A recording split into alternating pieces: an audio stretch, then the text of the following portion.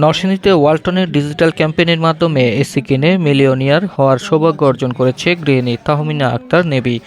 Next level অফারের আওতায় তিনি নগদ ১০ লাখ টাকা পুরস্কার পেয়েছেন। নরসিংদীতে আয়োজিত এক জমকালো অনুষ্ঠানে বিজয়ী তাহমিনার হাতে আনুষ্ঠানিকভাবে পুরস্কারের চেক তুলে দেওয়া হয়।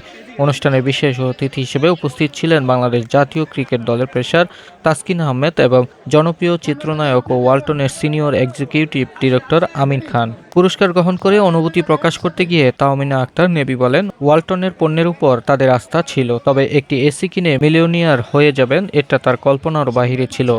ওয়ালটন, আমি যখন মেসেজ পেয়েছি আমি লটারি পেয়েছি তখন নিজেকে বিশ্বাস করতে পারতেছিলাম না, কিন্তু আজকে সত্যি বিশ্বাস হয়েছে যে না আমি পেয়েছি। আর আমরা মূলত দেশি পণ্যকে সাপোর্ট করতাম না, এটা আমাদের অন্যায় ছিল, ভুল ছিল। এই যে দেশি পণ্য ওয়ালটন কিনে শত শত পুরস্কার পাচ্ছে, মিনিমাম 50 জনের অধিক 10 লক্ষ টাকা পুরস্কার পেয়েছে। তাহলে আমরা দেশি পণ্য নিজেরা কিনবো, দেশের অর্থ দেশে থাকবে, দেশের সুনাম দেশে থাকবে। আমি মনে করি সবারই এটা উচিত।